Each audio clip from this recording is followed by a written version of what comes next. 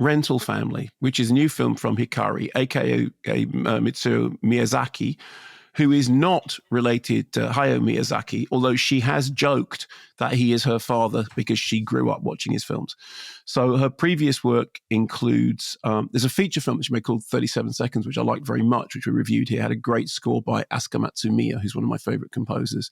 Also has done episodes of Beef on TV. So Rental Family, it's a US-Japan co-produced comedy drama written by Hikari and Stephen Blowett and starring Brendan Fraser.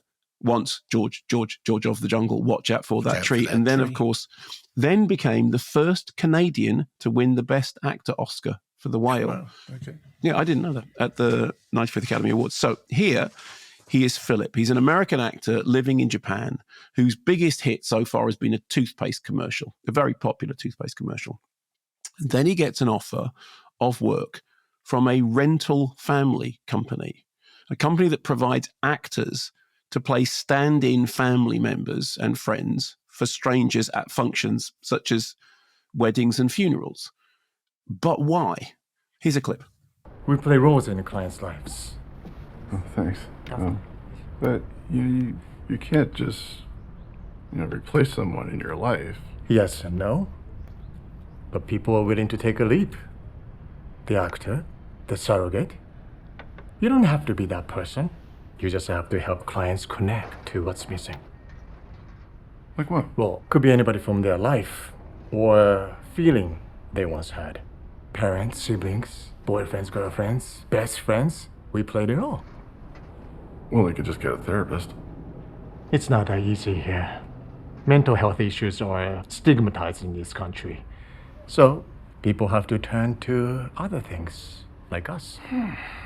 Well, what do you need me for? We need a talking white guy.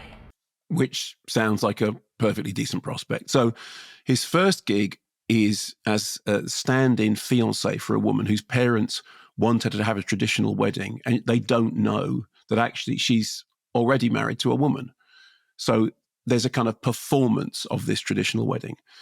More troublesome is a gig when he is asked to play the absent and now returning father of a young girl whose mother wants to enlist her at a posh private school and needs somebody to be there to act the father.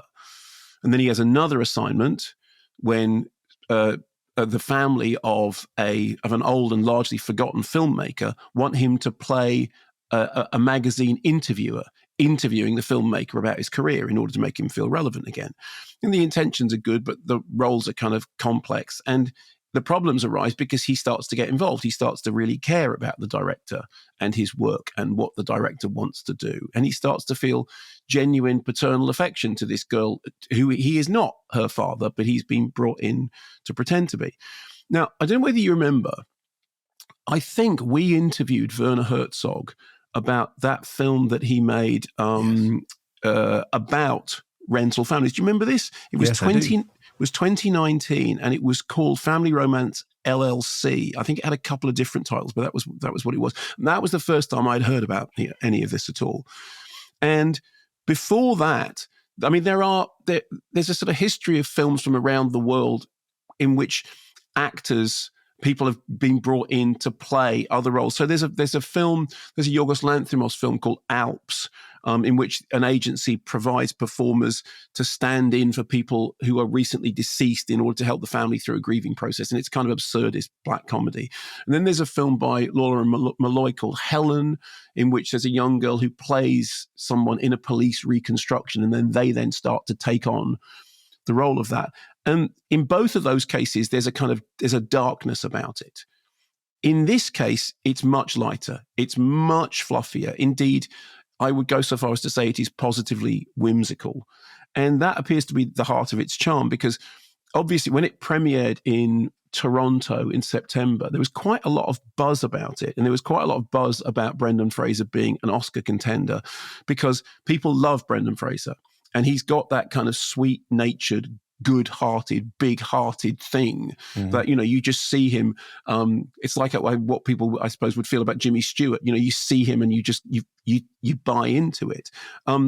Even the film has a kind of melancholy undercurrent, but it is essentially whimsical. Now, the buzz around it, the awards buzz around it, seems largely to have evaporated. I just went onto the odds checker to see if he was still in the running for the Oscar nominations, and it doesn't look like it. Although, I mean, I can understand why. The thing is, the film is fine. It's got some nice, gentle insight into loneliness.